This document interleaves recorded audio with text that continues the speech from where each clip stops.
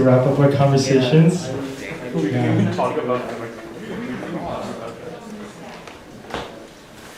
I hope you guys had some maybe new or intriguing conversations. Maybe you haven't thought about this kind of topic so much, or at least like recently. So I hope this can be refreshing and also challenging for you as well to be able to dig deeper into this topic.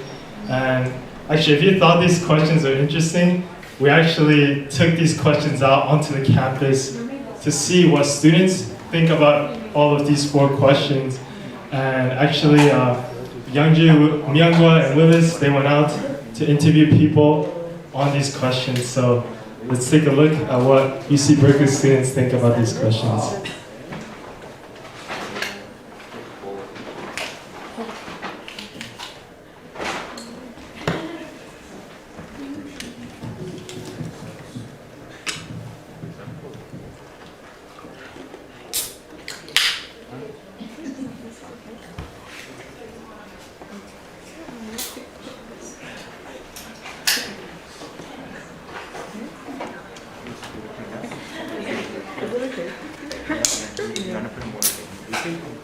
Hi, I'm Youngju. And I'm Myungwa. Today we're here on Berkeley campus. And we're going to talk to...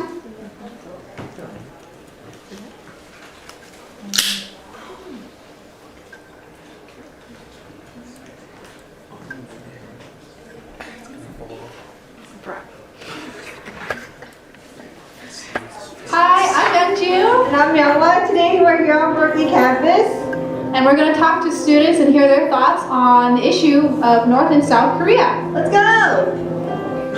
What are your thoughts on the current situation of North and South Korea? Honestly, my initial thoughts are it's a pretty sad situation, unfortunate tension between the South and the North, and the tension that we don't quite see going away anytime soon, which is unfortunate, but I guess the reality of the situation. I don't know, it's sad. I wish like there wasn't like such a hard partition, because obviously like the people in like North Korea are suffering, even though we might not be able to see that. I mean, I don't know too much, but it is terrible. I watched a great documentary about like North Korea, and just the fact that they're living in such a terrible dictatorship, it's just awful. There is no media coverage on a topic like this. South Korea is doing fine, but I don't think in terms of their governments there's enough being done to even try to reprieve whatever's going on in North Korea.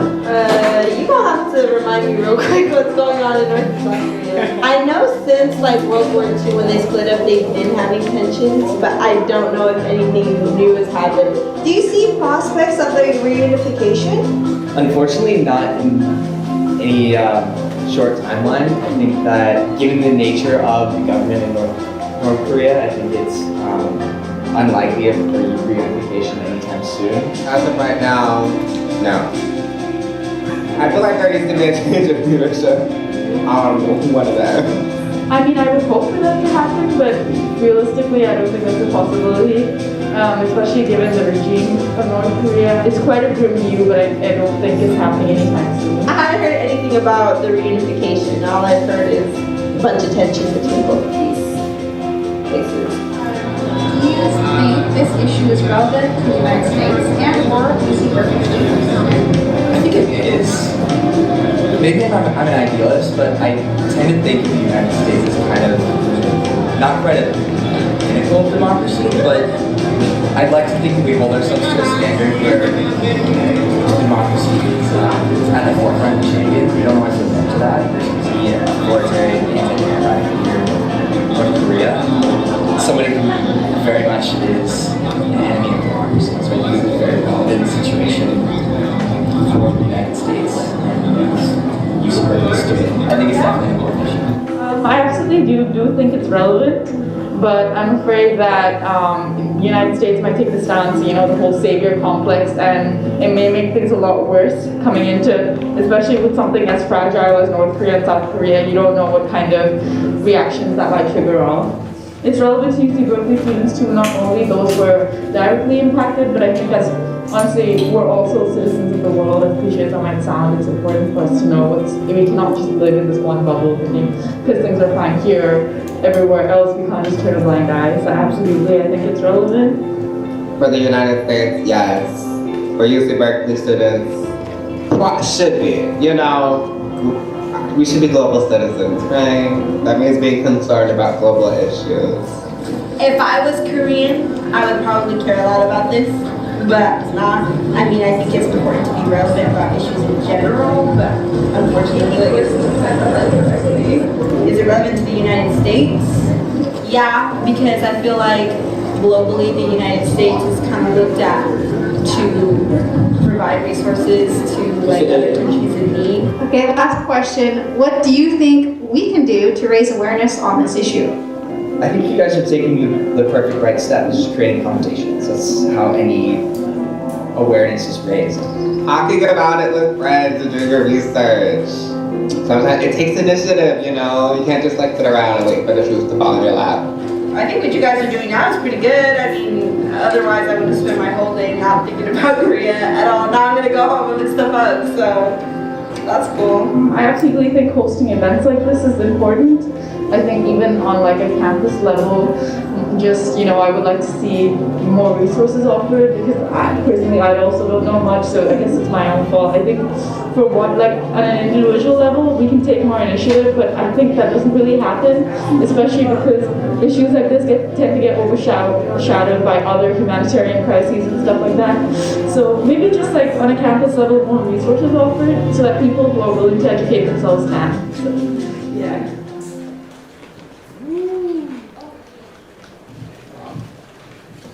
All right, thank you. I hope that was very intriguing for you to think about what Berkeley students feel and think about this topic, what's their background. So, once again, I just wanted to welcome you all to, oh, hello. Yeah, I just wanted to welcome everyone to our second campus impact event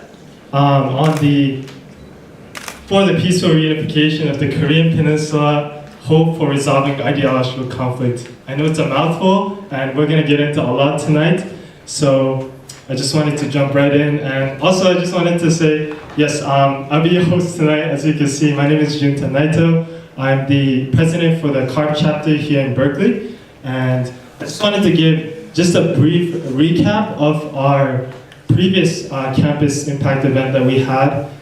As you know, this is part 2. So.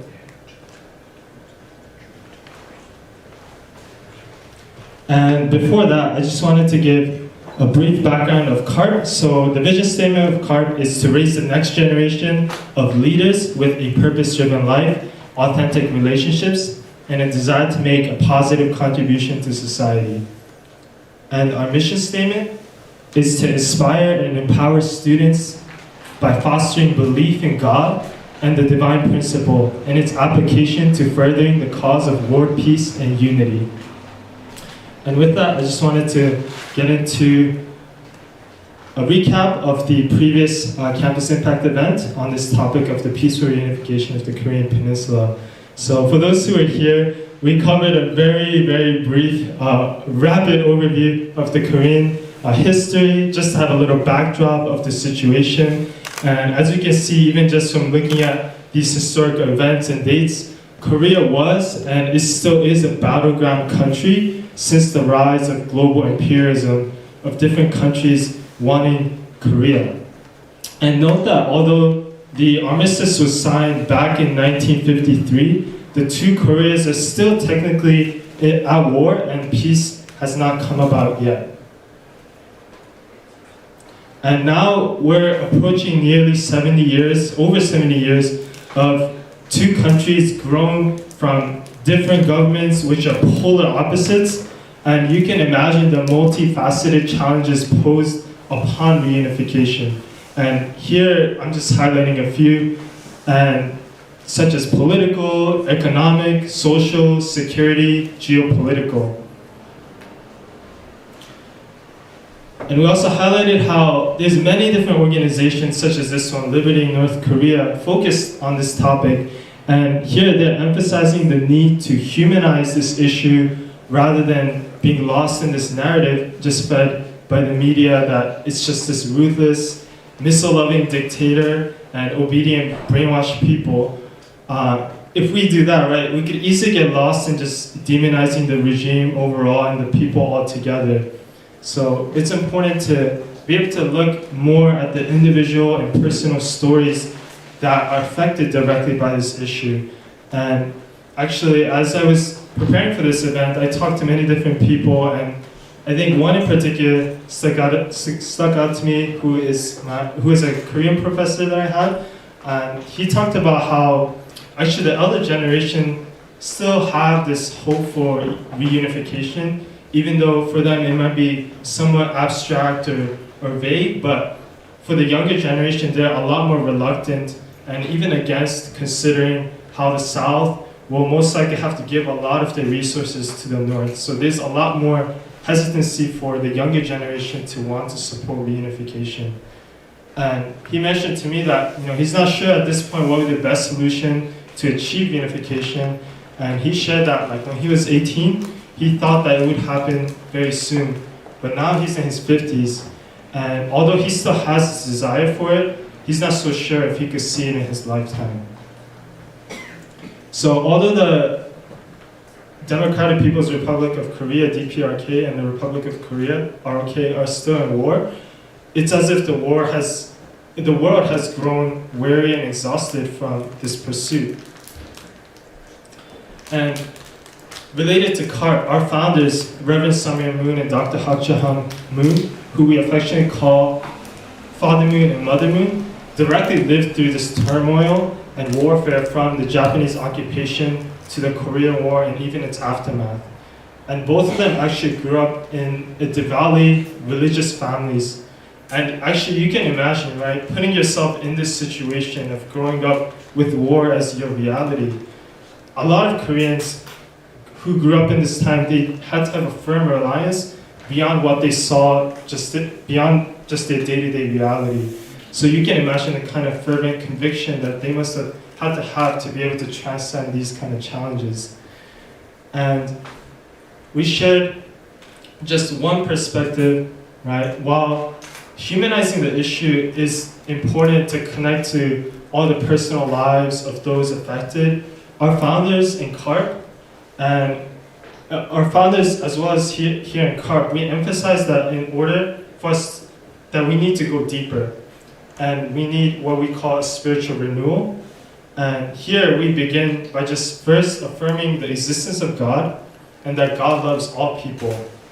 And from that basis, we can begin to go just beyond our own capacity for empathy and compassion, but begin to approach solutions with the premise that this person next to me, right? The person next to you is my brother or my sister. And our founders proposed what is called Godism or headwing thought. And we're going to go into that a little bit more, but just to share a little briefly, Godism makes this analogy that different ideologies like communism, democracy, the right wing or the left wing, it's like siblings fighting each other with nationalistic motives, and they need a parent who can embrace both aspects of freedom and equality. And another point mentioned in Godism is that it emphasizes that brute force will not bring about unification. But like with any relationship that we have in our lives, it requires us investing into the other person and growing in the process of giving and receiving trust, and also ultimately loving them as well. So that's just a brief background about the perspective that we share. But also to this day, although Father Moon has passed, his wife, Dr. Hak Jahan Moon, who we call Mother Moon, has a good relationship with the Kim family and has even an open invitation to come to North Korea. And just a few months ago, Dr. Moon held a global summit of high-profile leaders of delegation, including sitting and former heads of state. And this was with an organization called the Universal Peace Federation. And I'm grateful we have our local leader here representing Mr. Hankins. And just as I shared in the very beginning how this issue is multifaceted, Dr. Moon believes that the solution also needs to be multifaceted and invited different leaders from various sectors of society to speak on this topic. So as you can see, Dr. Moon's vision is to embrace people across all different ideologies, cultures, etc. So with that, I just wanted to get into today, as we just covered in summary what we talked about last time. And as you know, we're gonna have these three speakers, and I just wanted to briefly introduce our first speaker. His name, as you can see, is Mr. Koki Tamura, and Koki recently graduated from UC Berkeley in 2020 with a BA in English and is now pursuing his MA at San Francisco State University. He has been serving as the local coordinator and national representative of the Young Christian Leadership Conference, YCLC, here in the Bay Area. YCLC strongly emphasizes bringing about the spirit of unification, healing, and revival to the nation of Korea. Koki was also newly appointed as an assistant pastor of the Bay Area Family Church. So with that, I'd like to first invite up our first speaker, Pastor Koki Tamura.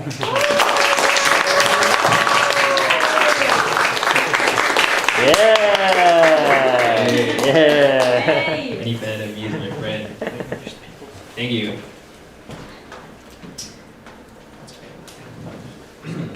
Hello, can you hear me? Hello? It's okay? Great. Go Bears. Yeah. I haven't been to Berkeley. Hey, good to finally meet you, David. Or I mean, see each other face to face. And some other people that I met for the first time today. Good to see you. I was talking to some people. This is the first time I've been back to Berkeley's campus in I think a year and a half, because I graduated during COVID time. So everything was online. There was an online graduation. So I have not been in I live 30 minutes from here. I have not been here in a long time. So it's both good to be back, and it's crazy to see how busy Berkeley is, even though it's dead week, right? Yeah. That's crazy. So anyways, again, good to see you all. I'm Koki. I graduated from here in 2021, not 2020.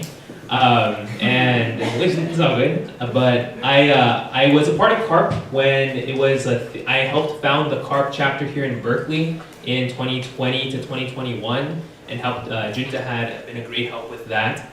And this is when I was in CARP was when I really started to learn more about this issue of North and South Korean unity, or reunification of the Korean peninsulas.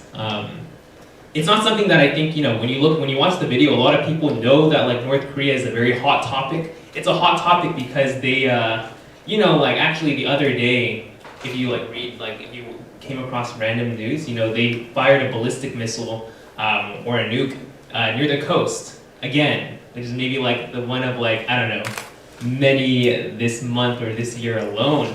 And it's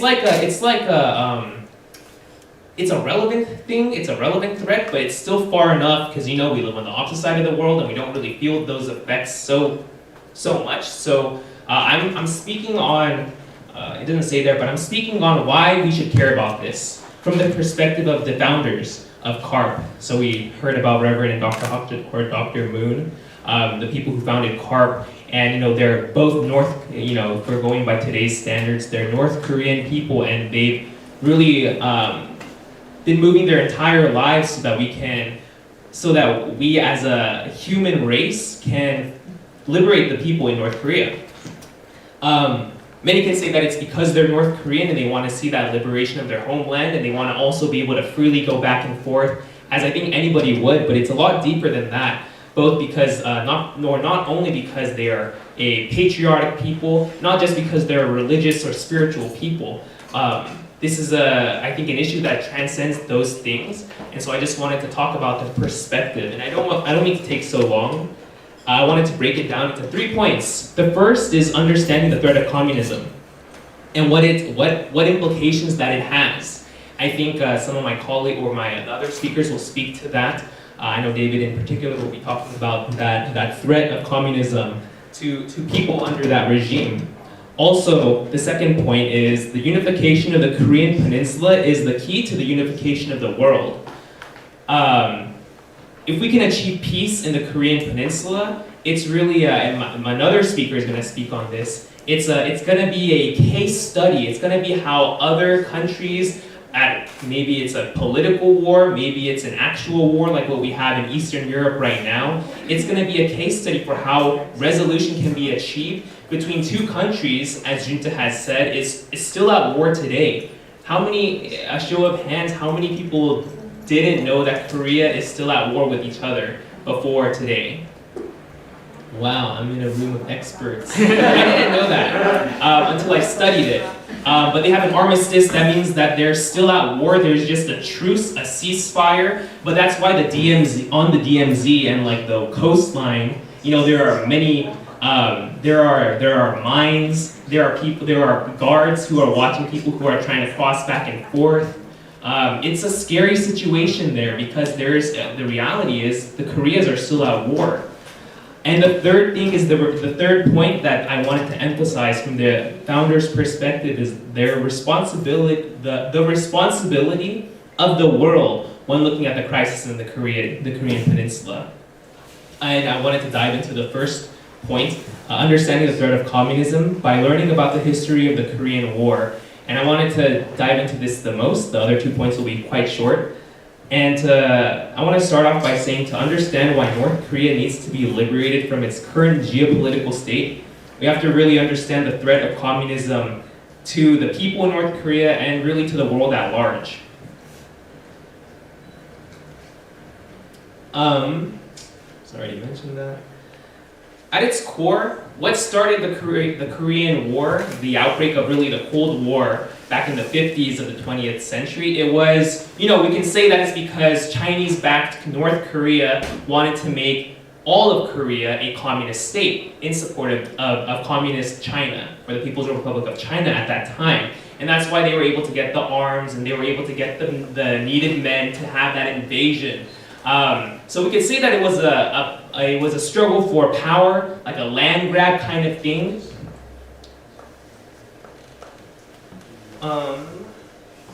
But in reality, when we think about it, if it was really a means for land or for power, then why is it that the two countries are still divided today, right? Why couldn't they just come to like some resolution that it could be solved, that we can just have one united Korea if it was just for geopolitical gains? But that's not the case. It was really a war of ideologies, right? We know communism to be an ideology that is we think of maybe the proletariat, we think about all the people fighting for one cause, and then democracy, the other side of that conflict in South Korea, you might think of capitalism. But beyond those economic principles is really, I think, is the most important thing is the value of freedom. Communism is an ideology that really limits how a person can exercise their freedoms, how someone can say anything against the government, right? In America, we have that luxury. It's a right, but it's also a luxury because people maybe not even some communist states can't say things about their own government, or they can say things about really anything. It can be, the right to speech, the right for expression, how you act in public. But most importantly, in the founders' eyes, it's the freedom to practice religion, religious freedom. It's not only important to them because they're religious leaders and they were part of a Christian movement, but more than that, it's when that connection between or when people are not given that right, when that right is severed, then it really takes away their whole identity as people, right? To take away one's voice, yes, it's a means in which you limit their expression. But if you take away their ability to practice religion or a faith or a non-faith, that's really your identity. It's stripping your identity. And so Dr. and Reverend Moon were so concerned about this. Because when the outside world looks, you can think of it as of course communism and democratic and communist states want to be at war, but really it's about, can we give the people under this communist regime the ability to practice these I don't want to say rights, these kind of basic human things. Can we give that to them? And I think that's really what they were so concerned about. That's the thing that they're most concerned about. Can people freely practice their religion? Can people freely worship God? I don't know if you knew this, but if you look up Jerusalem of the East, what it refers to is Pyongyang, North Korea, the capital of North Korea, because Christianity was the most strong in the entire Eastern world. You don't think of like my parents are Buddhist, I'm Japanese. My parents were Buddhist or Shinto, so not very like typical. I don't know what to say. Shintoism doesn't believe in a god, and neither is Buddhism. But anyways, they weren't very religious people in that sense. And the same thing I think for maybe China and even Korea. But Pyongyang, North Korea, was known as the Jerusalem of the East because Christianity flourished there before the Korean War. That's something I also didn't know. Christianity was something that many people, I'm sure if you were to go to Korea, and there were anecdotes about this that I read about, if you were to go to North Korea in the early 20th century, there would be churches and people worshiping in those churches often, everywhere you go. So when the Korean War took that ability for people to worship, it really took away their identity, their ability to really be human, the quality of being human. And so that's the first thing that I think Dr. and Reverend Moon were really so kind of obsessed about, that communism is a real threat, not just to people who want to practice religion, but people who want to practice their basic human kind of rights, the nature to be human. The second point, the unification of the Korean Peninsula is the key to the unification of the world. This point is something that Miss Christine will be speaking about more. But basically, if we condense all of the world's issues into one thing, it can really be issues between ideology. Those sometimes manifest politically, but really it's between people's thoughts. It's between people's inability or ability to really look at each other and reconcile the differences. So if we look at two countries that have been at war, that have been united for 5,000 years of its history since the first dynasty that started in Korea, of course, there were kingdoms and there were different warring states, but it was always still a Korean people.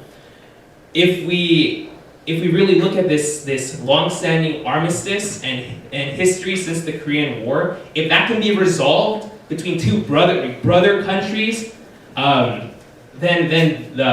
again, Dr. and Reverend Moon really believe that this can be a model in which the rest of the world can look at and replicate to achieve resolution in any conflict. Not just in a war, but really a conflict to problems in our own communities back at home, problems between maybe the different political parties. It can be anything because, again, it's not about political means or agendas, but it's about how to reconcile between differences that people have.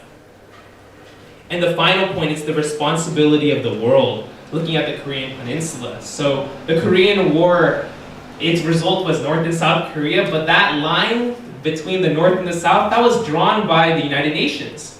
That was drawn because they didn't want to continue that conflict. And so when we think about that, it was a division between people that wasn't caused by the people who were living in that situation. It doesn't mean that we have to go in there and erase the divide, but it means that America and the countries representing the United Nations have to really think about, this is a problem that we caused that we should not just have a solution for, but we should be striving to make a solution towards. We should be endeavoring to really think, how can we back at home have some kind of say or have some kind of impact? That's what I think, a lot of really amazing organizations like Liberty in North Korea, Link, are doing right now. They're exposing all the things, all the atrocities that are happening so people can have a seat at the table. And not just, we're not just trying to I know Link is really concerned with helping those who have escaped North Korea to tell their story and their testimonies.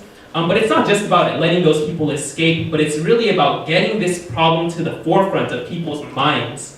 And there are problems everywhere in the world. We can say we have to solve our problems back in our backyard and our home country, or right next door, or Ukraine and Russia, because that's immediate. But this is something that has been ongoing for the last 70 years now. Something that has been continually a thorn in the people of Korea, both for people who want that peace and those who don't want that peace. But I think it's really important for us to recognize that these things can come up, this resolution, it can really spell good news for greater for greater world conflicts, both at home and abroad. So anyways, I just freedoms really that make us humans, but also how this can be a case study to replicate unification and reconciliation to the rest of the world, and also seeing how the world actually impacted this particular situation. So thank you, Koki. I know that this is a lot of content maybe for all of us to take in, and this is just the first of 3, right? So I wanted to just mention that actually at the end, after all of our speakers present, we're going to be having like a really brief Q&A. So if you guys have any questions, like please write them down. If you need paper, Myungwa has them. You can just like raise your hand. Myungwa's the lady in the back, and yeah, she can just give you a slip of paper if you need a pen, writing utensil as well, so you can save those questions. And actually, we are broadcasting this live, so all the live audience as well, if you have any questions, you can just put it into the comments, and we'll try to get to them as well. So, yes, with that, I wanted to just jump right into the next presenter. And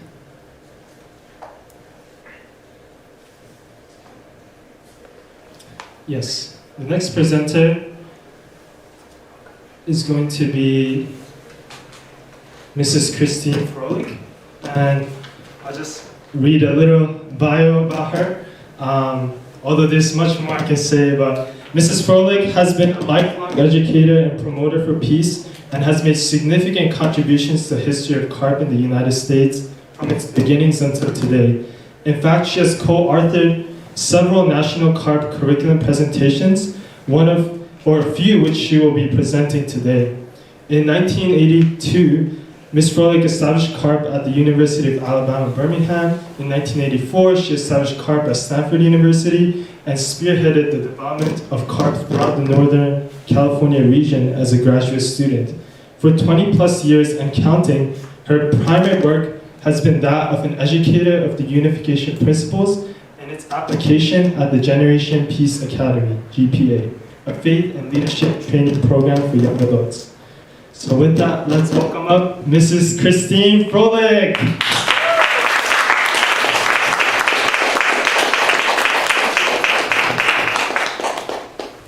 Thank you. Hi, everybody. It's great to see you. Okay. Yes, so that was a stirring oratory, wasn't it? It was really good. Okay, thank you. All right, so this is a slightly different presentation. I'd like to go into the ideological roots of the conflict in North and South Korea, between North and South Korea. And this is something I've looked deeply into over many years. And I liked these interviews on the campus. Wasn't that nice, actually? I was kind of moved that the students had thought about or cared about the situation in North and South Korea. And I heard them say, it may seem impossible that it would ever be resolved, right? So, unification is, worldview is rather, how can I say, relentlessly idealistic or hopeful that there is a solution, actually, that it can be resolved, this conflict. And we have seen things happen in the history that we didn't expect. For example, even the fall of communism in the former Soviet Union. You're all too young to remember what it was like to be afraid of a nuclear war when you were in school, in high school or in elementary school. But it was scary. It was a scary situation in the Cold War, right? Between the former Soviet Union. I grew up scared of the former Soviet Union. And I had a very amazing opportunity to actually go there and live in 1990, right before the coup that changed everything. And I remember as I stepped out of the plane in the airport in Moscow, and I looked around in the airport at the destinations, right? You see the destinations on the wall. Places like Havana, Cuba, or Pyongyang, North Korea. You could go there from Moscow, right? It was the other side of this iron curtain. To walk in there and to be there and to come to know and love the Russian people when I lived there for a year and a half. was such an amazing experience. Like, it was unbelievable becoming believable. Now, of course, Russia has taken a step back in recent years, but there was a window open at that time in the 1990s. And we have to be thoughtful to see these windows of opportunity when they open. And we have to look at this situation thoughtfully, right? So, if you could bear with me, this talk is going to go into thinking through the roots of the conflict on a deeper level, because when it's something this complex, right, and this seeming impossible impasse, we have to dig deeper than we have before in the history of humanity. We have to dig deeper and go beyond the thoughts we've had in the past if we want a solution. Does that make sense? We can't solve this with the same old ways of thinking that we've had for the last 100 years. We have to look deeper and closer at what we can discover that we haven't thought of before. Okay, so this is a hope for resolving an ideological conflict. Okay? So I love this quote from, one of our founders, Dr. Ha-Chan Moon. The line of lamentation, I'm going to read, there's actually a line that comes before this. The unfortunate 70-year history of division in Korea continues because the ideological barrier between democracy and communism still takes precedence over the love of family and clan.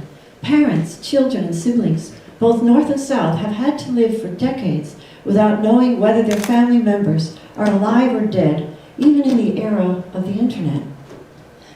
The line of lamentation that divides the Korean Peninsula and separates blood relatives is a geographical line, but that is superficial. The real division is over worldviews and values. It is the fierce confrontation between atheism and theism over the question of whether or not God exists. And yet it seems to me that the new generation of South Koreans do not understand how the Korean War arose and why the unification of our people is necessary.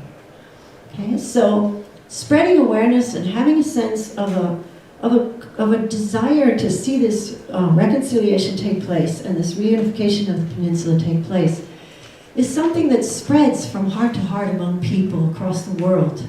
So you may not think it makes a difference here in this USA to understand this conflict and to long for a resolution of this conflict, but this is how history moves through the hearts of people, the desires of people, and the ideas of people. Okay? So when you see this picture, have you seen this before? This satellite photo of Korea, right? At night, North Korea is in darkness, right? Because of, you know well, right, of the poverty there.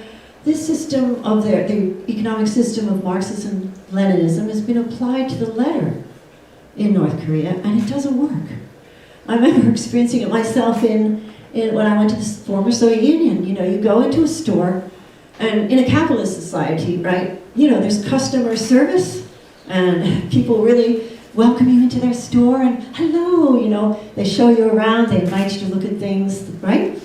They welcome you, basically. But when you walk into a store in the Soviet Union under that system, you know, they completely ignore you. They completely ignore you. And if you ask a question about the merchandise, they still ignore you because they don't care whether you buy it or not, okay? Because there's no incentive, there's no profit that comes back to them, right? And this whole sense of how you treat one another in a communist country, what I learned in the end of the communist era, Soviet Union, is it's just a normal thing to deceive one another. It's just a way of life. You know, and it's really sad.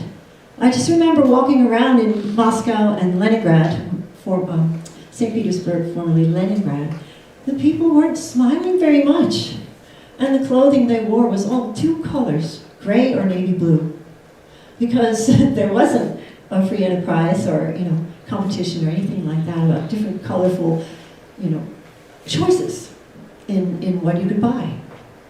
So in the North Korea, of course, it's gradually changing. So there are definitely signs of an awakening in North Korea, and you can learn about that if you look into Liberty in North Korea. It's an organization you may have heard of, but they have some wonderful videos, and their website can show you the ways that the North Korean people are trying. The people are trying to transcend the iron grip of their government. Okay, so looking at that situation, right? Let's think a minute of just the principles of resolving conflict, okay? So we're gonna look at this a minute. Does fighting resolve conflict? Okay. Fighting or conflict isn't always bad, right? There's sometimes when we have to conflict to resolve differences of opinion, and there has been fighting in wars where for self-defense or to defend the weak it was necessary, right? But fighting alone definitely does not resolve conflict. Even when we defeat an enemy, it does not answer his grievances or end his hatred, right? But there's this cycle that repeats again and again through conflict where the defeated are tempted to seek revenge, okay? So if we look for a minute, settlements, like in North and South Korea, there's an armistice. It's not a treaty, right? But genuine reconciliation is needed in that situation where this deep hostility, as some Nokaskoki said, it was once one nation. These are families. These are one people, one culture, a very amazing culture, actually a beautiful culture. So when we talk about conflict resolution, again, hearts need to be healed. Okay, under the surface, there's been terrible hurt, right? So if we want to establish a state of harmony, right, we need to restore something that was lost in relationship. So we can think not just of Korea right now, but think of any relationship. Think of in your own life, right? Has anyone ever had a fight with a really good friend, right? And maybe they hurt you, right? And if you want to resolve that conflict, effort needs to be made to reverse the process by which that original harmony was lost, right? And so someone has to decide to make reconciliation. At least one person on the side of the conflict needs to decide, and that requires a certain character of selflessness or going beyond what I personally am hurt by, right? Or a greater good, a sense of wanting to right the wrongs and mend a broken relationship to a loving relationship. And when we do this on a personal level, what is a basis for conflict resolution? We need some common understanding, common moral or ethical values where one or both sides must uphold a certain principle, right? So you can see this in Martin Luther King's work. Anyone here a fan of Martin Luther King? I think that the civil rights movement is a golden era in the history of the United States. I think Martin Luther King was a fantastic leader. I think probably one of the best of the 20th century. He upheld certain moral and ethical principles, meaning a moral good, right, of interracial harmony, right, and an ethical standard of how we should relate with one another as brothers and sisters, right? Beyond color of skin doesn't make any difference, right? We're 99.9% the same as humans, right? So he upheld certain principles, and he gathered a team around him of all different races, and he moved the heart and stimulated the conscience of the American people in a profound way, in a very beautiful way. And he was deeply motivated through his faith, actually. He was spiritually motivated. I know a lot of, these days, Martin Luther King Day, it doesn't always refer into this part of his character, what really deeply motivated him, but he was driven by a deep love for God. He came from many generations of pastors and ministers, actually, and he had a tremendous belief that it was actually possible. Why would he start if he didn't believe it was possible, right? Why did he believe it was possible? Because he felt we're all created by the same parent, God, and we're brothers and sisters, right? So he had a dream where one day little white girls, black boys and girls would play together and hold hands, right? And we would all be brothers and sisters. He had a dream and a vision.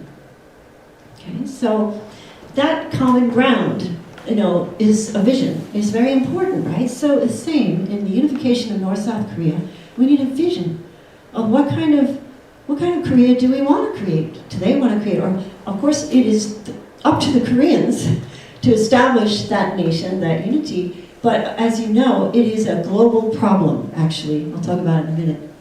Right. So again, I'm going to just this last slide about conflict resolution.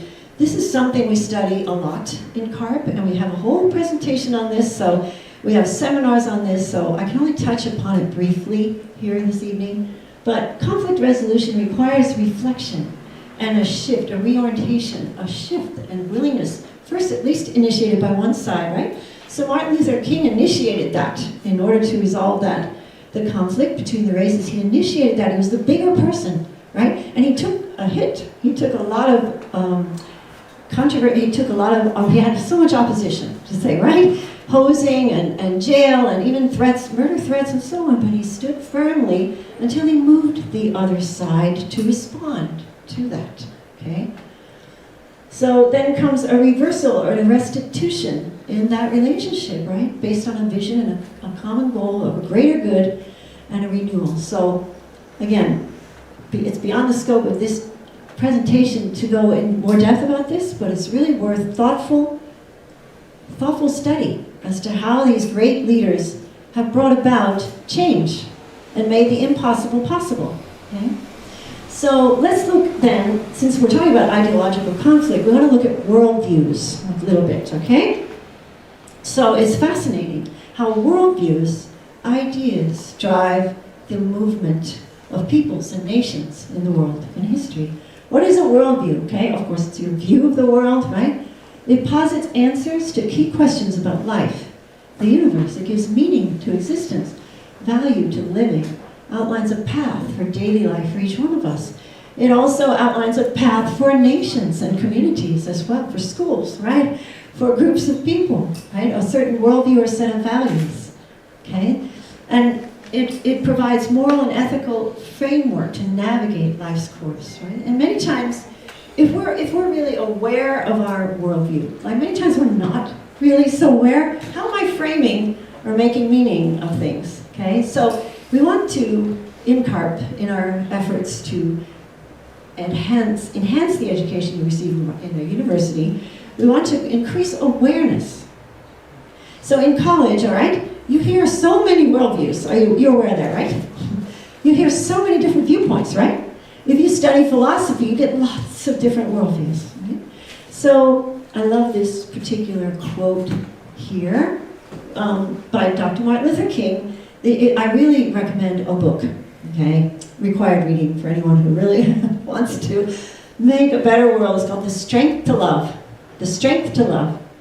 And it's a collection of his talks, and one of them is a tough mind and a tender heart. So few people have the toughness of mind to judge critically and to discern the truth from the false, the fact from the fiction. Our minds are constantly being invaded by legions of half-truths, prejudice, and false facts. One of the greatest needs of mankind is to be lifted above the morass of false propaganda. Okay, so now this was a thoughtful man, you know? He studied a lot. He sifted through the way he saw things. And it's really a great example, okay? So we may not be aware of the different, ingredients that have come to make our worldview. What do you think? What do you think impacts your worldview? How about growing up in this country, since you were little, watching TV? What do you think impacts your worldview? Music. Music, okay. The culture, what else? Parents. Your parents, yeah. I remember the first time in high school when I was answering, giving my opinions, I realized, wait, that's what my dad said. What else? Influences your worldview. Religion. Your religion, your religious background has a deep impact on your worldview and your values and the way you frame your experiences and assign meaning to experiences, right? You could have a really tough day, a really difficult day, and maybe from a religious view, you might say, well, that builds character, right? You might say, oh, I can understand the heart, of the religious leaders of the past. They all went through tough times, so this is okay. I can benefit from this. Or you could say, from another worldview, this sucks. And you could complain, right? What else could influence your worldview, one more, yeah? Education. Education, all kinds of education, from which school you go to, right? What community you grew up in. I got one more that nobody said. Your friends and your peers. your friends and your peers, yes, have a huge impact on your worldview. In fact, often that's one of the biggest impacts when you get to high school, right, and college. And the media. That's what I was saying. Movies! Do you think so? The news? Does that impact your worldview? Repeated news. Different things you hear over and over and over again. How about advertisements? Does that affect your value system, ladies? On how you should look? Right? So all these things, it becomes, can be quite a jumble, right? All right, so King was right in that we need to look through this, right? So, the impact of worldview. So great, this is Harriet Tubman. Has anyone watched the movie Harriet? I love that movie. Such a wonderful movie, okay? So, great thinkers and spiritual leaders impacted their culture, right? Some of their worldviews really helped us grow and improve, setting a new direction for history. They were inspired, they had a vision, right? So Harriet Tubman was one. Such a strong woman. Martin Luther King, right? We never get rid of an enemy by meeting hate with hate. We get rid of an enemy by getting rid of enmity. Okay? So other worldviews have increased hate and suffering, such as Nazism, Marxism, have caused incredible suffering and the deaths of millions of people. Okay, so coming back to Korea. So North and South Korea are divided by these worldviews. Okay? On the north, atheism and Marxism is the bread and butter of their education. Again, every school room has a picture, right, of Kim Il-sung, who's worshipped as the great leader, right? And they're indoctrinated from the youngest childhood age. And it was the same in the Soviet Union. I remember visiting schools here, there, seeing Marx and Lenin portraits in every single classroom, and they were taught to write holding their pencil like Daddy Lenin did. That's what they said. Okay? So let's look a little bit at the roots of this. Okay? So can we go through history? We okay? A little history? All right, for everybody? Okay, so 1917. All right, takes us to the middle of World War I and the beginning of the first communist revolution in Russia. Okay? I'll never forget standing at the Hermitage, which is a former palace of the Tsar at that time, and they took us to the staircase in the Hermitage Palace where Lenin came rushing up the stairs to take over in 1917. How did he take over? What did he do? What did Lenin do in order to establish his power? What did he do to the Tsar? Huh? He killed him and all the children and all the family, right? So he practiced revolution, right, to overthrow the bourgeois realm, right? And it was a violent revolution, right? With extreme violent revolution. Anyway, if you really study, I think a lot of, I don't know how much you really study the history of these countries in the schools here in the USA. A lot of us don't know the details. It's really important to understand the nature of communism. Okay, so so going back to World War I, trench warfare, right?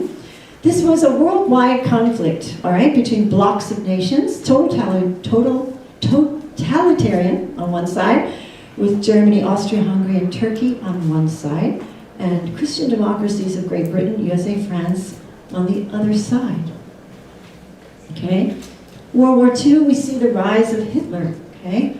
And why did that happen? It is interesting. I don't have time to go in great depth, but after the end of World War II, there was a Treaty of Versailles, and there was reparations demanded of the defeated countries. So what happened, even though in the end of that conflict, there was an agreement, a treaty, the resentment festered and continued and sowed the seeds for the Second World War.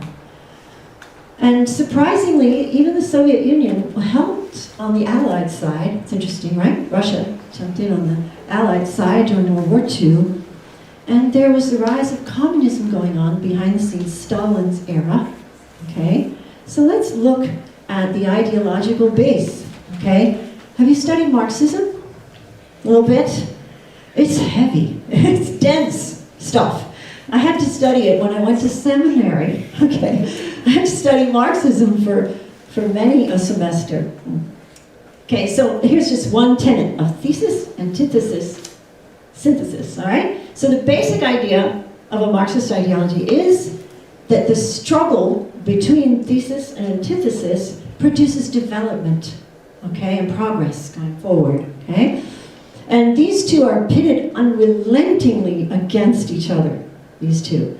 And it's important is that the struggle eventually results in a qualitative change in the relationship shared by these contraries as one overcomes the other in a form of negation, which then gives rise to an entirely new entity, okay? So it's win or lose, basically, and then progress and development.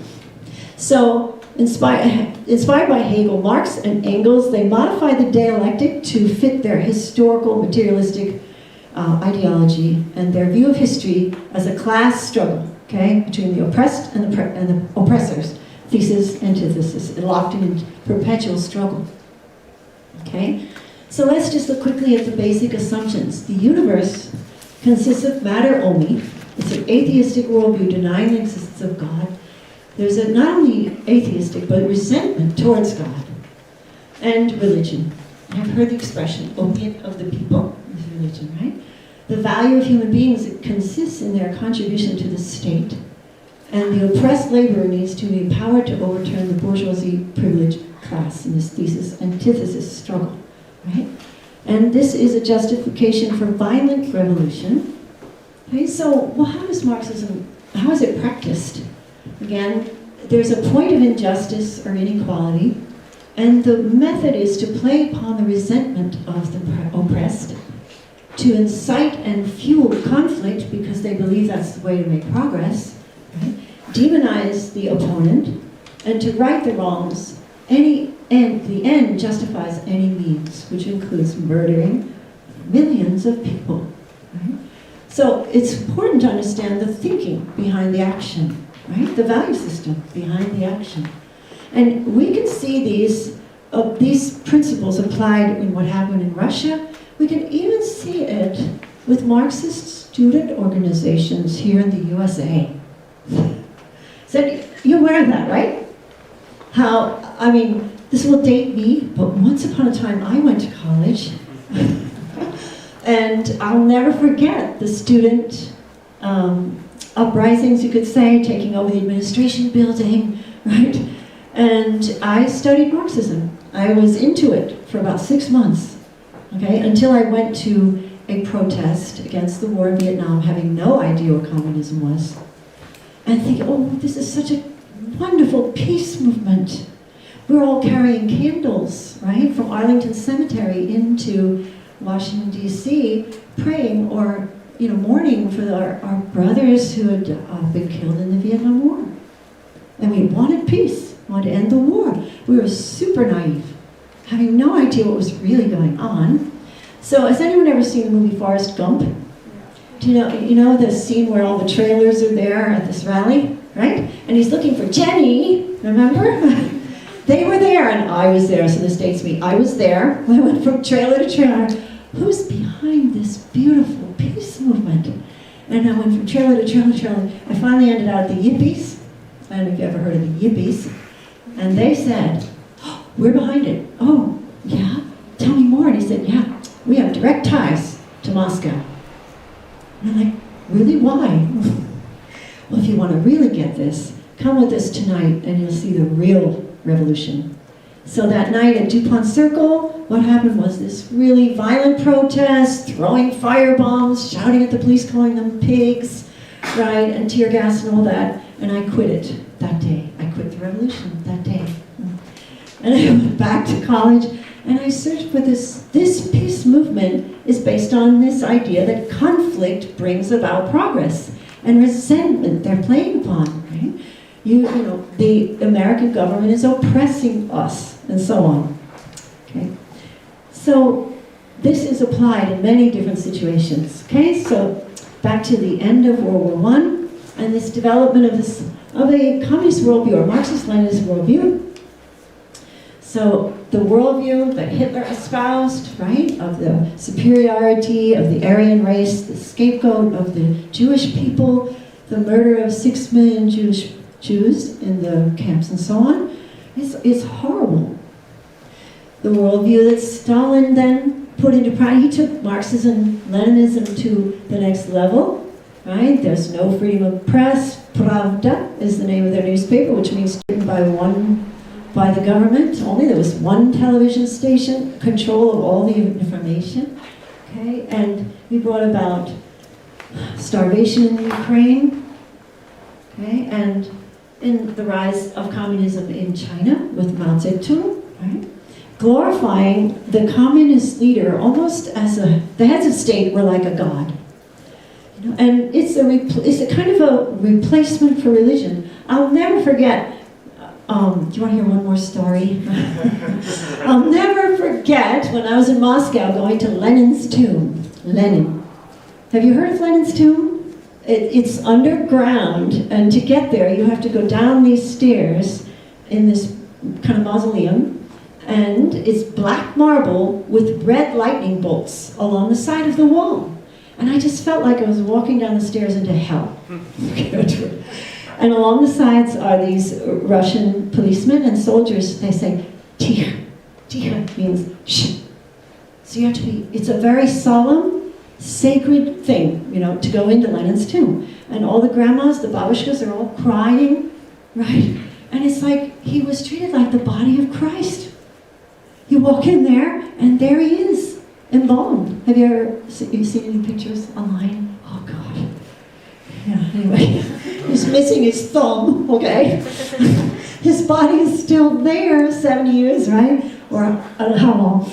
You know, and you go down, and you can't say a word, you go around it, there's this light shining on it.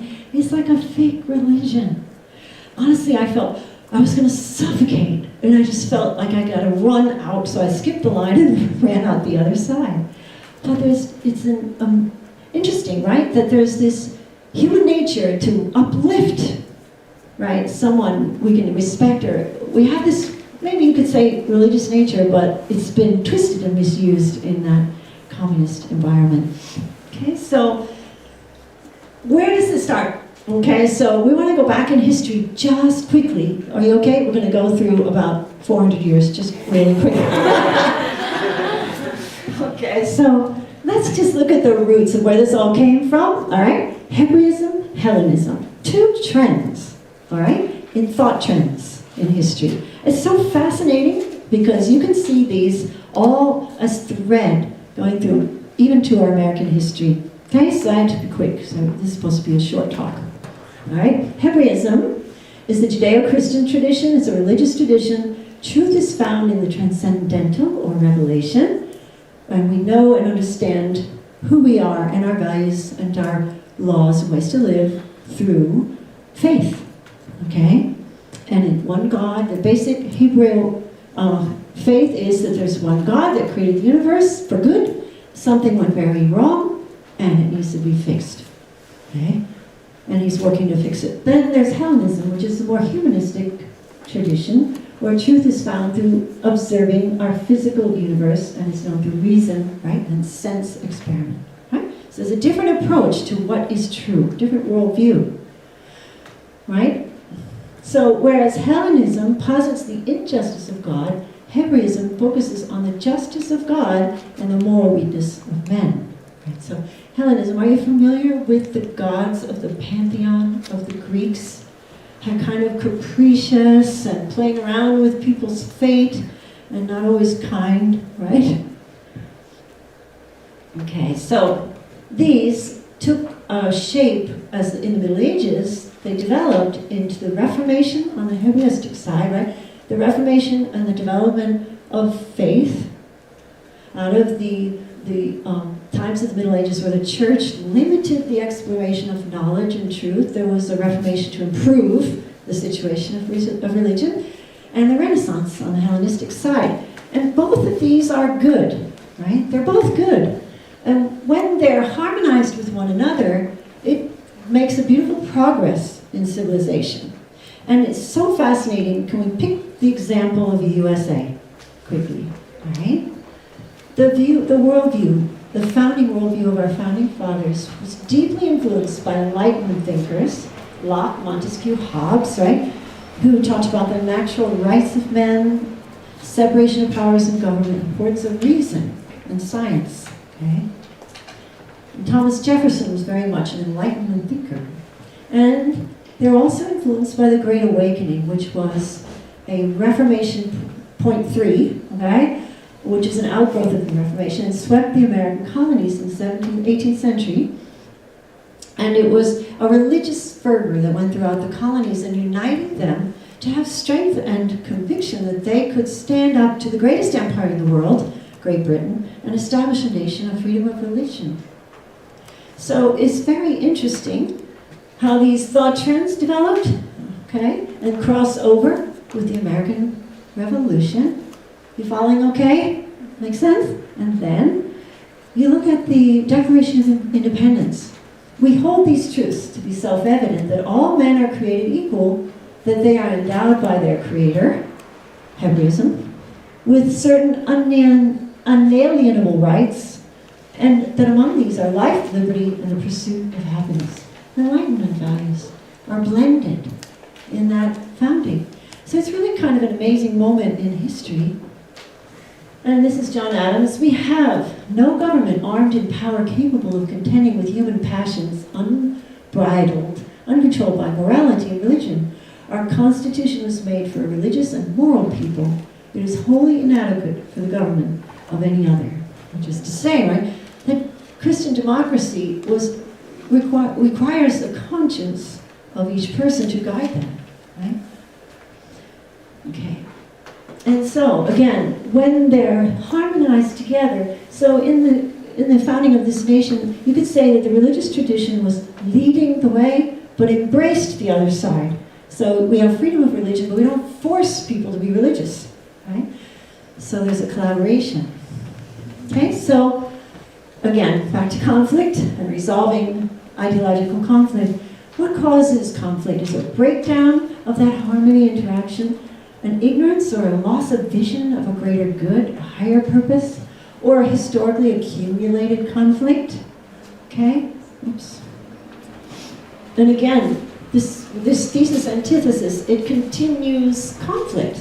It does not resolve conflict. We've had conflict all through human history. So what we need is another principle of harmonious interaction where if there's a leading subject and a responsive object, that listening, right? Harmonious interaction is what brings progress, right? Sharing our views with respect for one another is what brings progress and development in every field of human life. Okay, so when it breaks down and people, break down their interactions, separate into little groups, gather their allies, okay, on each side of a point of view, and their hostility and negativity builds up. And have you ever seen that in middle school? Or in various environments where, you have a disagreement with your friend and you've got to find allies who align with you, and you begin to see them always in a bad light. And it widens the gap. Okay, so again, this is something that we can see happening in America today, right? A breakdown in that beautiful synthesis is happening. Have you noticed we have a very polarized society, right? So this gap is widening with allies on each side, and there's a deepening and divide between left and right, less and less common ground, mutual recriminations and demonizing. Cancel culture, you could say, right? Two sides can barely talk to each other. And this is not okay for a democracy to function, is it? Or any institution where we want to develop, right? Where we want to take our culture to a new level, so we can see it right here on Berkeley, bringing it home, right? To college campuses. A deep cultural divide between the right and left, okay? Which reflects this general culture. And often reminds me of these movements in the 1960s, sometimes, this divide and conflict. Okay, so, French philosopher Maurice Clavel observed that through the Renaissance, man denied sin, through the Enlightenment he denied revelation, and through communism he denied God. So that's, the left, this side, this Hellenistic side has gone to an extreme. So what do we need, okay? Today, we need Humankind is in need of a worldview, a transcendent, new ideas, deeper thought, okay, which has the ability to revive idealism and altruism in the free world, and selfishness, okay, which can offer solutions for social and personal problems and promote cooperation and peace among the many developed and underdeveloped nations. It's a great need for this kind of worldview to develop.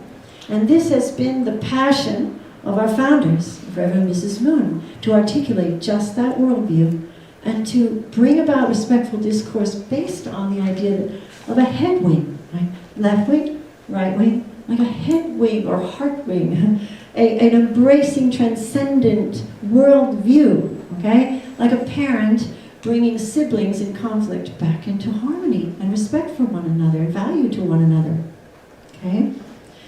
So a head-wing perspective seeks a culture based on a culture of heart. In other words, to stimulate the conscience and the heart is what changes people, okay? That's what moves people. That's what Martin Luther King did. That's what we need to do today. That's the kind of leadership we need. So we can outlay 3 basic principles, okay? Interdependence, that we need one another. We need to collaborate, cooperate with one another.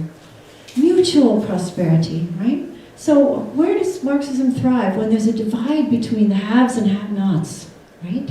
And driving a wedge between and pitting them against each other and causing and inciting and stimulating the resentment, right? Rather than seeking, well, let's make equal distribution of technology around the world. Let's really commit to that, right? And universally shared values. So again, I don't want to go too far over my time, okay? But these models of reconciliation, such as Martin Luther King or Nelson Mandela, or this is Reverend Moon embracing his archenemy Kim Il-sung, which you heard a bit about already from Junta. So again, interdependence. One thing that our founders have worked on is harmonizing leaders of different religions, bringing them together in mutual respect. Isn't it a great irony that religious wars exist? Religious people fight each other to the death. It's a big problem in our world, right? So there's this whole initiative that in the United Nations we need another part of the United Nations, a body of religious leaders to come together and solve their differences. And if it doesn't happen at the United Nations, well, we'll just make it happen another way, through the Universal Peace Federation, which I think Junta explained last month.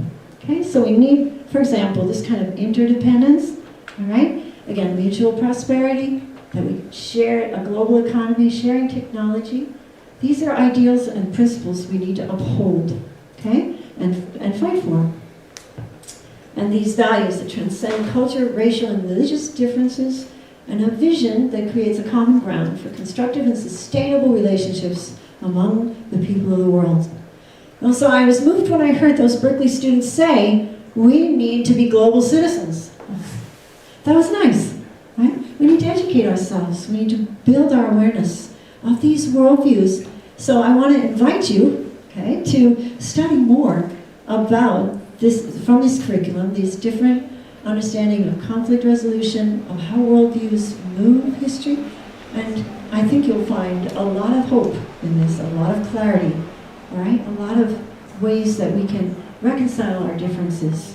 So we can see it then as a time of opportunity instead of a time of despair and endless conflict, all right?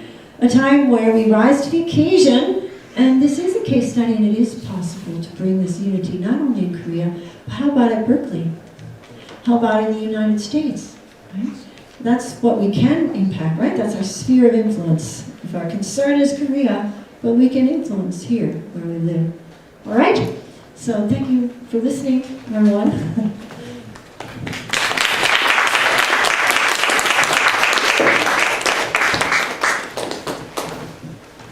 Thank you so much, Mrs. Christine Froelich. Let's give her one more hand. Yes, you guys think okay? That's a lot of information, right? But I really appreciated that she could share like a historical account, but also a personal account of the outcomes that these different kind of ideologies result in, right? So I'm sure there's a lot maybe on your mind. But again, if you have any questions, Myunggo will be going around and like taking them. But we're just going to be jumping right into our last speaker of the evening. So, you guys okay? Doing all right? So, I wanted to just introduce briefly him.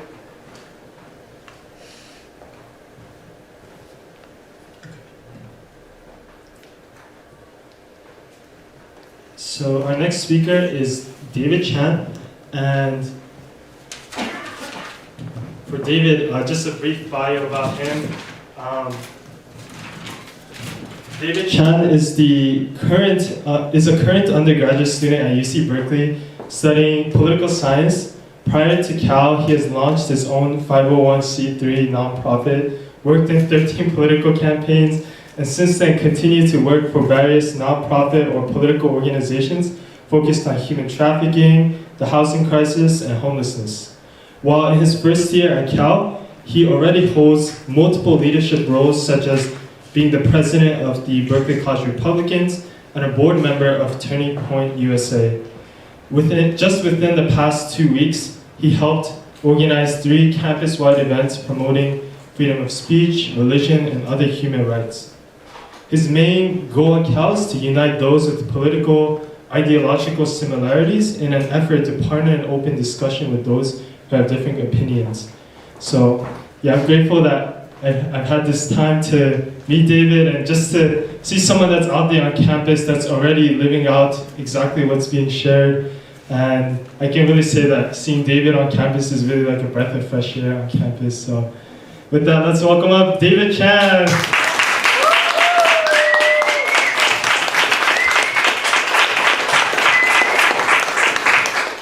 Awesome. Well, thank you so much, Junta, for inviting me here to speak today. I really appreciate it. Thank you for the flattering bio. I also wanted to thank Ms. Christine and also Cookie for their part of the speech as well. But yeah, he pretty much did most of the intro for me. I'm a first year. I'm the president of the Berkeley College Republicans, and yes, a lot of what I've been working on recently has been specifically geared towards making sure that we can protect our freedom of speech and our freedom of religion, our freedom of press. Making sure that we have our guaranteed freedoms, because maybe it might not seem like that for everyone, but we are under siege right now, right? This idea of Marxism that Ms. Christine just talked about, it is absolutely dangerous, and it is absolutely something that has infiltrated not just our campuses, but our culture completely. That is something that I've never seen more Marxist students, students that call themselves anarchist Marxists, whatever the hell that means.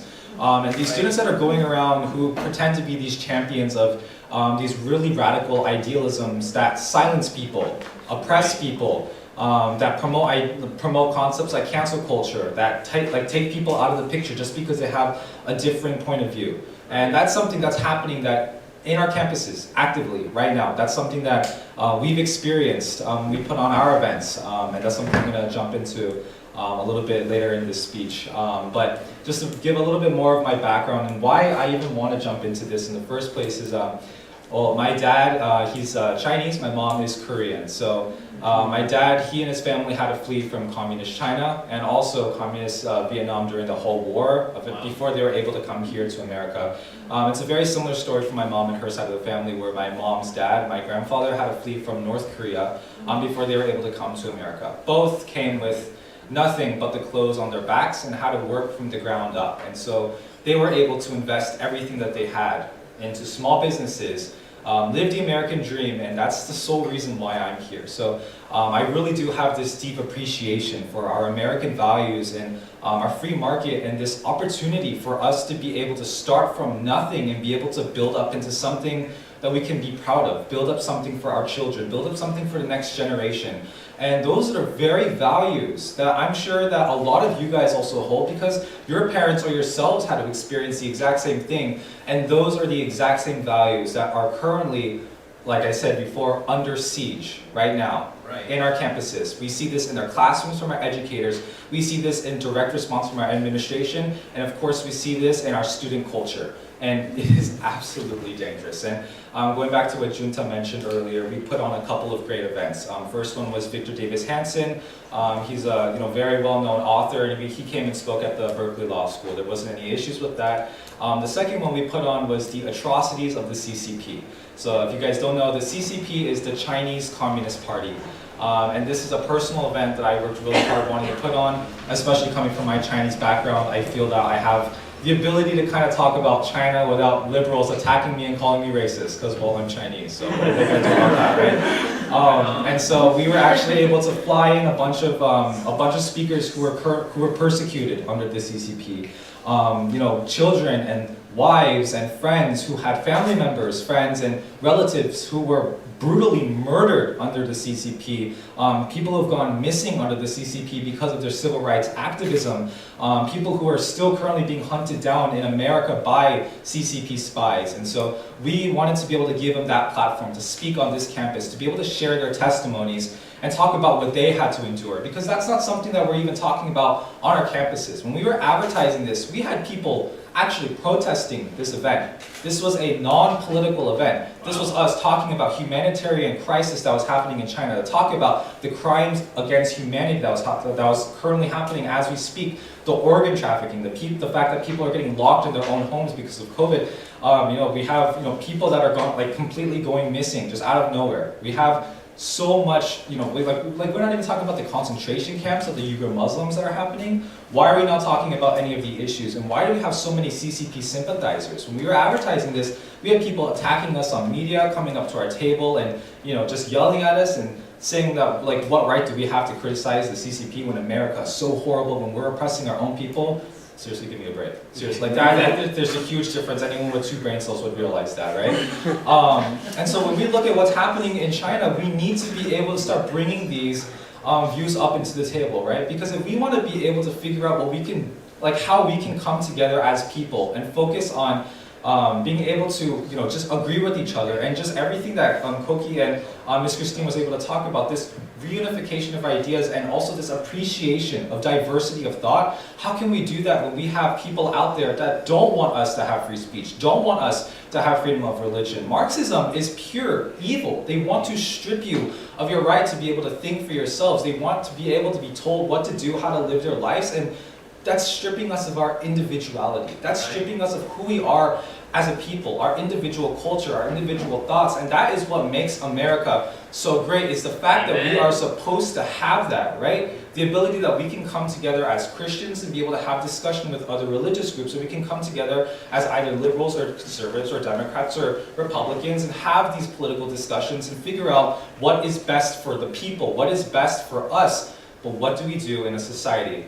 What do we do on a campus where we have people that are actively trying to strip that from us, take that away from us?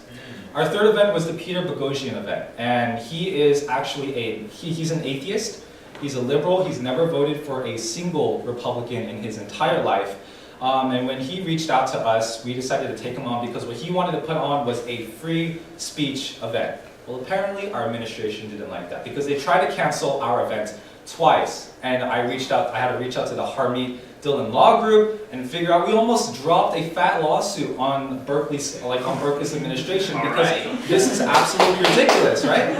What kind of administration is going to try to stop us from having a free speech event where he's not even talking really? What we were doing is allowing students to come up and share their point of view and have an interaction with the audience. So the first time we had that event, they canceled it. Right? And we're saying, okay, what the heck is going on? So we appealed that, and we decided to book the venue again, but under a different RSO. They canceled that twice, and this was all happening within 5-6 days before the event.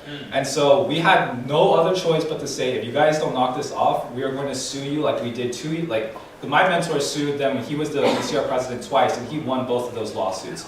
And so we were prepared to do the exact same thing again. I know it's crazy, right? We're just trying to put on a little event, and here we have to reach out to law groups. But it shouldn't be like that. It should absolutely not be like that. We should have the freedom to be able to allow students to share their voices, right? Because these are students coming from multiple different perspectives, all over the political spectrum, all over the religious spectrum.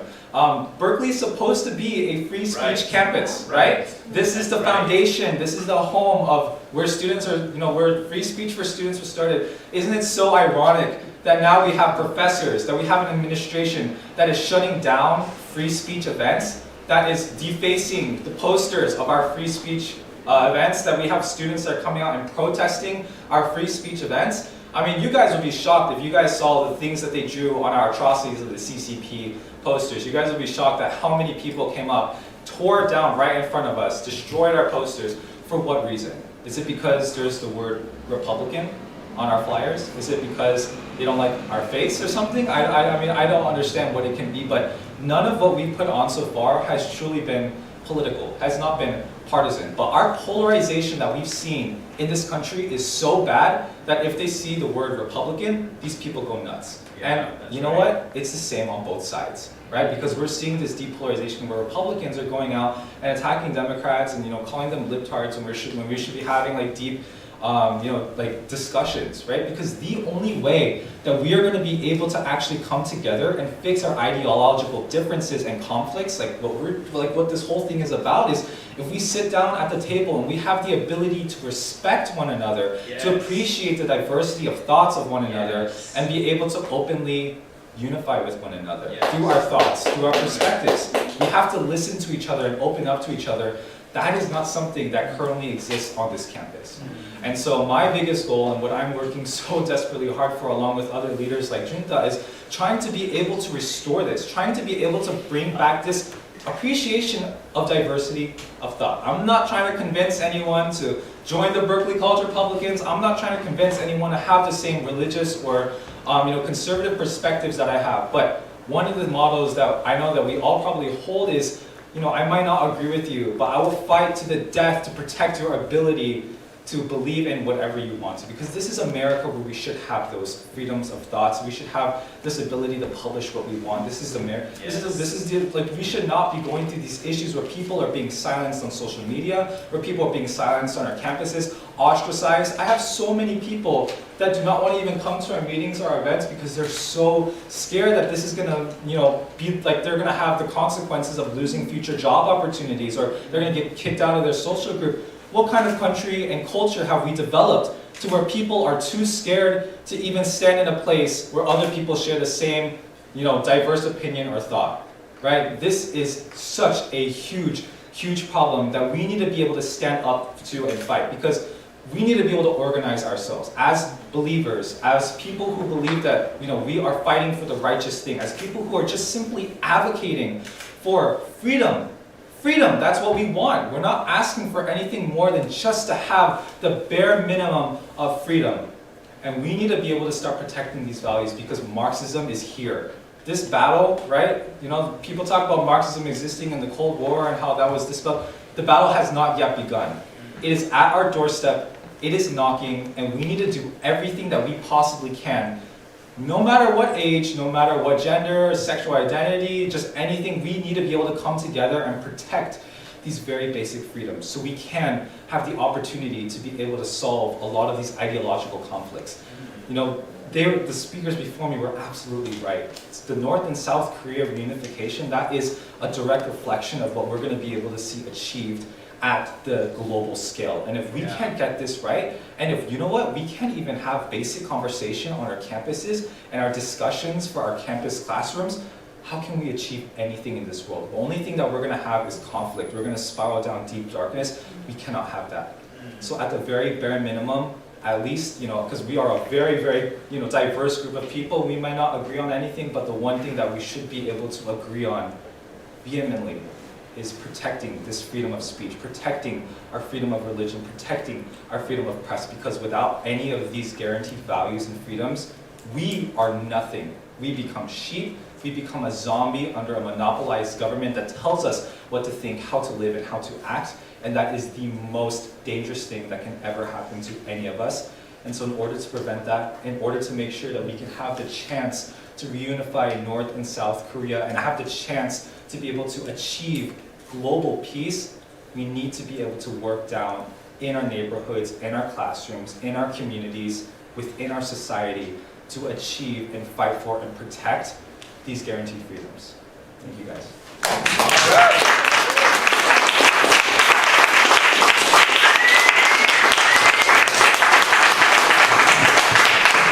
Thank you, David. Let's give him one more hand.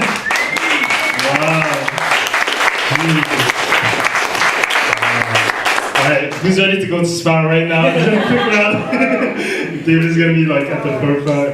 Thank you so much, David. We really need more righteous leaders like you on this campus. And I'm so grateful. Yeah, like I said, you're more than just a breath of fresh air. But really, I feel you have the true Berkeley spirit that this campus really needs to reclaim what they started, right? Freedom of speech, and now they're trying to take it back, right? So, yeah, thank you so much, David, for just being able to. So we have a few questions that came in. So the first one is, how do you identify false propaganda? And does that imply the existence of true propaganda? One more time. How do we identify false propaganda? And does that imply the existence of quote-unquote true propaganda?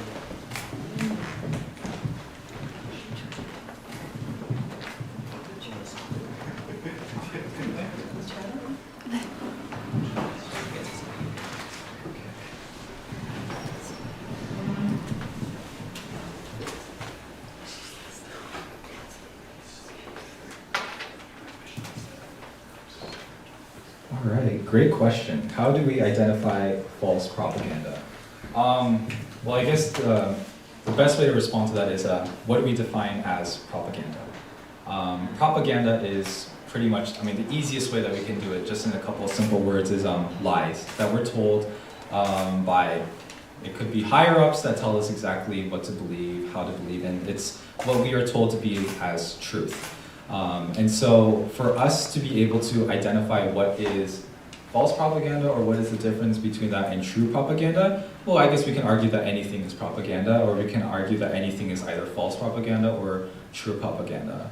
It really does bubble down to what we believe as truth for ourselves, which is why it's so important that, at least for Christians, right, or at least people that have a faith, that is how we identify what is true and what is not true. That is how we identify what is the difference between right and wrong. Because if you are an atheist, right, I guess you can argue that anything could be propaganda or anything could be wrong or anything can be right. But we know what is right and what is wrong from our faith, from our ability to read the Bible and understand that there is a very clear distinction between actions that are right and actions that are wrong. And from there, we're able to kind of differentiate how that pans out, and I guess, the messaging that we send out through our government, what is right and what is wrong. And so it really does bubble down to faith and where you put that faith. And so at least for me, the way I interpret the question is through my faith and through my relationship with God, and from reading the Bible and putting in my effort to understand the difference that the Bible explains between good and bad, and also how that pans out into policy, legislation, and how the government works and acts, and what we consider to be either true or false propaganda.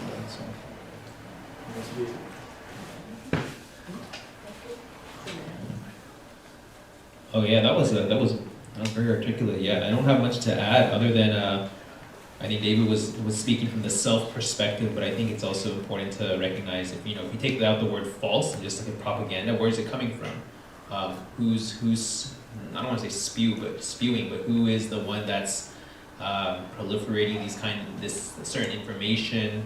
Does it not only does it identify with what you believe in, but does it impede on others' abilities to practice certain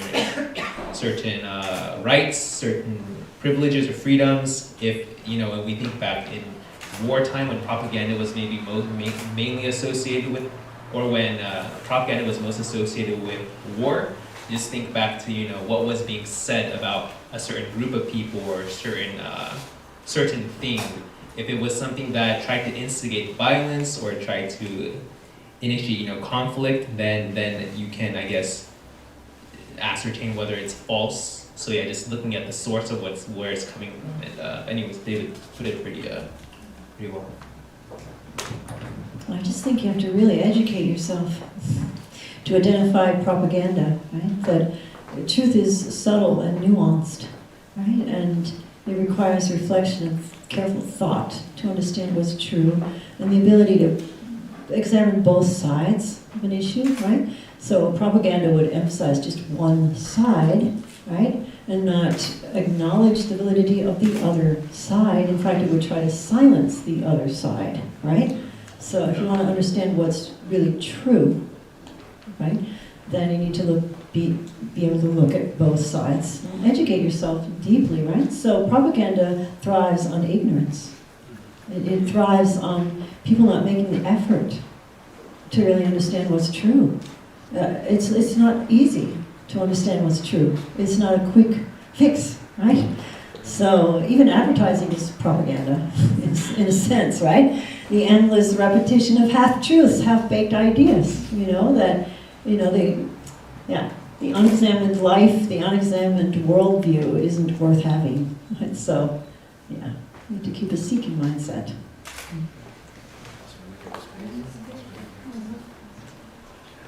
Okay, there's another one here.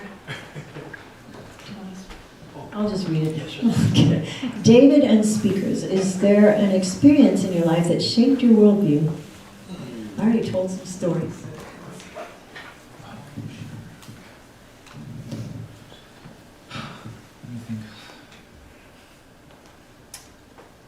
I don't know if there's anything explicitly in my life where it's, I think it's more of a, and this is kind of what Ms. Christine was talking about during her presentation, it's a cumulative fact, it's a bunch of different factors, right? The people I surround myself with. I think my parents played a huge part in influencing my perspective, or at least created some kind of launch pad for me to kind of take off from. Obviously I also have different political perspectives from my parents. I try to kind of, discover the world and form my own opinions going based off policy to policy, and that's on my own doing. But I do believe that a lot of these freedoms that I advocate for, and a lot of my, at least, political advocacy is derived from kind of like the beliefs that my parents have instilled with me. And just this drive of trying to fight back against what I believe is an evil pushback. These Marxist ideologies that I can see in this world, this intolerance towards anyone that has a different point of view. I experienced that. I experienced cancel culture, and I guess those are just even more things that happened in my life that really pushed me and motivate me to want to take a stance, because I've seen how bad it is. But at the same time, I know that we cannot let cancel culture win. And we cannot let that very small margin of people that participate in craziness of cancel culture, we cannot let that control our culture. Because if the good majority of us, actually band together and fight this, we can save ourselves. We can win. We can protect ourselves. And so that's just something that like going through the whole cancel culture process, it really sucked. And I think I want to be able to continue to fight that and make sure that's ongoing throughout my college years. So it's just more of cumulative factors, I think, that kind of formulated that for me. An experience, right? That affected your worldview. Sorry, this may be a Shaped your worldview. Okay. I realized I didn't even answer the question. Sorry. My answer is irrelevant to this forum. I'm married, so my wife shaped my worldview. I think CARP really taught me how valuable, as Ms. Christine had said, the people that you surround yourselves with, and David mentioned his parents, and I spent time with my wife every day. And it wasn't just about coming to terms, with what we both believe in, but it's really loving and accepting the things that we have and differences of opinions and as people. And so anyways, it shaped my worldview in that it helped me to really solidify what I believe in and how I can not only profess those truths that are true to me, but how I can impact the lives of the people around me. But in this case, my wife. So it's not a call for everyone to get married now, but it's definitely a life-changing experience. Yeah, it changes your worldview, I guess. Do you want to amend your answer? Sure. It's okay. Yeah. Should we do one more? How are we doing? Yeah. Online questions? Yeah. Oh, Yeah, so we have a question from the online audience, so thank you for submitting that. And this will actually be the last question, but do you have any plans in bringing unity between the liberal and conservative students on campus? Do you have any plans in bringing unity between the liberal and conservative students on campus?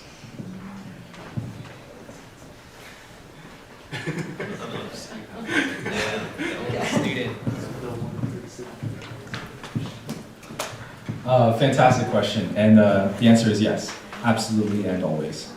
If we're talking about liberal and conservative students, I do think that most liberals are quite reasonable. I consider myself to be someone that could also sometimes swing liberal on some of my policies as well.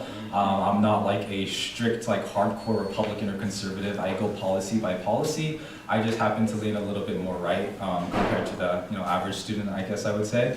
But unity, just not like, I mean, unity between Republicans or conservatives or people from the same religious or ideological perspectives is of course important. But being able to bring unity and this appreciation of thought between diverse groups of people, I think is just as important and even more important. Because in order for us to be able to solve a lot of these issues that matter to the every single day citizen like myself, we need the Democrats and Republicans to come together, right? No partisan issue is going to be able to solve, for example, homelessness. That needs to be solved through a collection of Republicans, Democrats, Independents, and even people on maybe the far extremes of the spectrum. The only way that we're going to be able to solve the day-to-day issues that matter most to people is if we bring the Republicans and the Democrats to discussion at the table, and if we're able to work our stuff out. That is the only way. So absolutely, this is a free speech campus where everyone here is pretty intelligent. It's Berkeley, right? And so for us to be able to come together, Democrats and Republican policies in mind, be able to formulate opinions, that is the most valuable thing that we can not only do for ourselves, but also for our community and especially for the future, since we're going to be running this country in the future. So we need to be able to start implementing that into our culture and implementing that into our messaging. So yes, the answer to that, absolutely yes, 1000%. We need to be able to do that. And we're working with groups like Bridge USA and also a brand new group called The Dialect. And these are groups that kind of help bridge the gap between the left and the right in these different groups. And so we are absolutely more than 100% looking forward to working with these bridge groups, as long with the Democrat, liberal, and even socialist groups on campus to figure out what we can do. But we're doing this in hopes that we can come together and respect each other's opinions and move forward as one.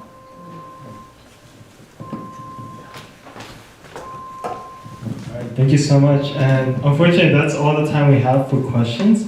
But let's give another hand to all the panelists and speakers. Once again. Thank you. So, just as like a final portion of this evening, just to kind of like digest and internalize what we've learned, a lot of content, right? We just wanted to do like a quick pair share for just like under 5 minutes. So yeah, if we could just do that, and then we'll just reconvene and close off. So thank you. Thank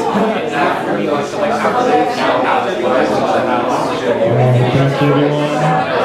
Let's just start to wrap it up. We're gonna have time to keep on going, and even after we close up, you guys can continue to get some food and have more conversations. So, yes. Once again, thank you everyone for attending our event today. And just as like a quick wrap up and recap of everything, and just thinking about what's next for you. I know we all heard a lot, but if you want to learn more, especially with what our founders are doing on a global level, right? There's organizations like Universal Peace Federation, which Mr. Hankins is leading here in the Bay Area, that you can connect to. But also on a more local level, as Ms. Christine mentioned, we're going to be digging deeper into the unification principles where all of this derives from, so you can get a lot more knee-deep into really understanding where all of this solution comes from. So we're going to be doing that. And also, I guess just the only announcement that I have that it's actually has a finite or time, right?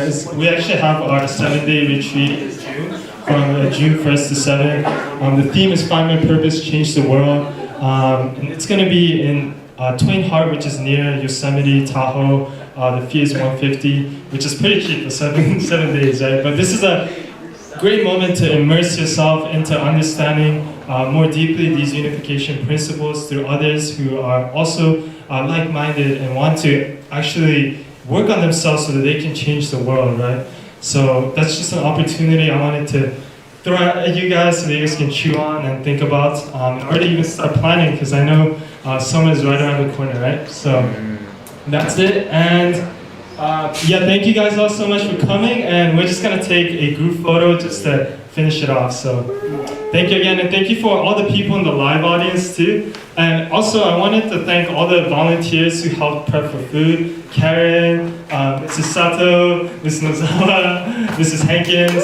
Yes, a lot of great volunteers helping us out. Thank you so much.